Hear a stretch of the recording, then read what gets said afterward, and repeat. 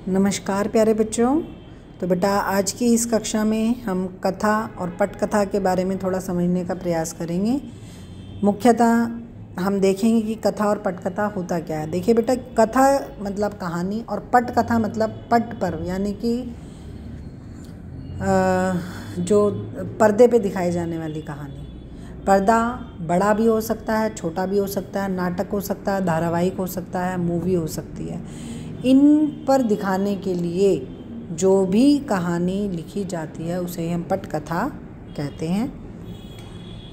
पटकथा देखिए, पटकथा शब्द दो शब्दों के मेल से बना है, पट और कथा। कथा का अर्थ होता है कहानी और पट का अर्थ होता है पर्दा, अर्थात ऐसी कथा जो पर्दे पर दिखाई जाए, चाहे वो पर्दा बड़ा हो या छोटा, सिनेमा हो या टेलीविज़न, दोनों ही माध्यमों के लिए बनने वाली फिल्में, धारावाहिक आदि का जो मूल आधार होता है वो पटकथा ही होता है।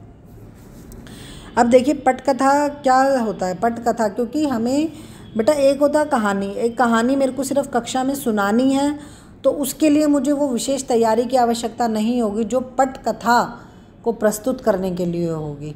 एक कहानी सिर्फ मैं सुनने के लिए सुन रही हूँ, ईदगाह मान लीजिए आप कहानी है आपकी पुस्तक की, तो उसको मैं सिर्फ सुनने के लिए सुन रही हूँ, तो मेरी उसके लिए कोई विशेष सिर्फ मेरी आवाज़ का जो स्तर है, मेरा जो वॉइस मॉड्यूलेशन है, उस पर हम ध्यान वहाँ रखेंगे, या जो मेरे चेहरे के ऊपर भाव है उन पर हम ध्यान रखेंगे। लेकिन जब वही चीज़ मुझे पर्दे पर दिखानी होगी तो उस समय मेरी तैयारी उस कहानी को प्रस्तुत करने की क्या होगी, वो मुझे पटकथा में लिखना होगा।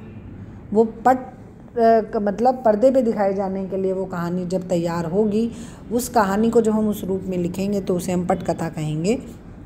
पटकथा के अनुरूपी निर्देशक अपनी शूटिंग की योजना बनाता है, ठीक है। अभिनेताओं को अपनी भूमिका की बारीकियां तथा संवादों की जानकारियां प्राप्त होती हैं तथा कैमरे के पीछे कार्य करने वाले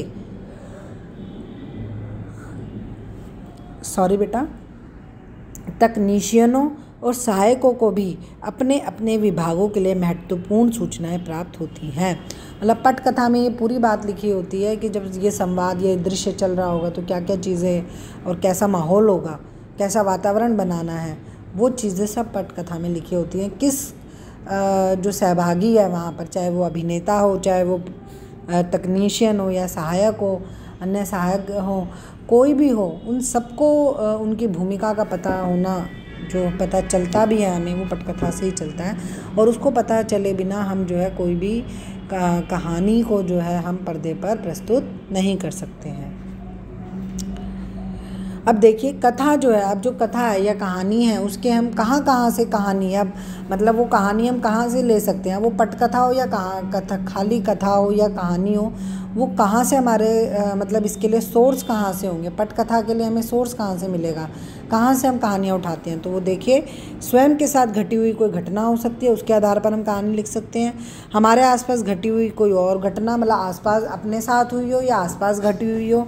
समाचार पत्र में छपा कोई समाचार हो सकती है वो घटना। हमारी कल्पना शक्ति से जन्मी कोई कहानी हो सकती है। इतिहास के पन्नों से झांकता कोई व्यक्तित्व हो सकता है। कोई इतिहास में, जैसे आपने देखा है ये जो पद्मावती बनी है जो कहानी, और जो उस पर भी है, जो सिखों की एक अभी नाम बेटा स्किप हो रहा है, जिसमें सिखों की उसमें युद्ध शक्ति के बारे में प्रदर्शन काफ़ी हुआ है उसमें। और भी अभी तो रिसेंटली बहुत सारी फिल्में आपने देखी होंगी जो इस तरह से ऐतिहासिक घटनाओं पर आधारित हैं, तो उन्हें आप ज़रूर देखिए एक बारी। सच्ची कहानी कोई हो सकती है, कोई सच्ची कहानी आप ले सकते हैं वास्तविकता में घटित हुई। और साहित्य की किसी अन्य विधा की भी कोई रचना, कोई भी रचना जिसको हम पटकथा के रूप में प्रस्तुत कर सकते हैं। वो कविता भी हो सकती है, ज़रूरी नहीं है केवल कहानी को कहानी रूप में प्रस्तुत किया जा सकता है। उपन्यास का कोई अंश हो सकता है, या कोई कहानी, कोई यात्रा वृत्तांत, कोई संस्मरण, किसी को भी हम जो है अपने उसमें। तीसरी कसम जो है फणीश्वर नाथ रेणु की कहानी है, मैला आंचल, तीसरी कसम उस फिल्म का नाम भी है, तो आप देखिए तीसरी कसम उनकी कहानी भी है, और उसको आप देखेंगे तो आप देख पाएंगे कि किस तरह की वो कहानी है, कहानी वास्तविकता में क्या और उसको पर्दे पे किस तरह से उकेरा गया है, तो आप देखेंगे तो काफ़ी अच्छे से आप उसे भाव विभोर हो उठेंगे जब उसे देखेंगे। और ऐसे ही प्रेमचंद की कई कहानियों का मंचन हुआ है, अभिनय भी होता है, ओपन थिएटर्स में अभिनय होता है उसका। तो इस तरह से अगर आप देखेंगे तो जब कोई कहानी पर्दे पर दिखाई जाने वाली होती है तो उसमें हमें उसके आसपास के वातावरण, उसके माहौल, उसकी परिस्थिति, उसमें संवाद, उसमें जो ध्वनि है, उन सभी चीज़ों का ध्यान हमें रखना होता है। ठीक है बेटा। तो आगे देखिए, पटकथा की संरचना और नाटक। अब हम बोलेंगे नाटक और पटकथा में इनमें क्या अंतर होता है मुख्यतः, वो देखिए।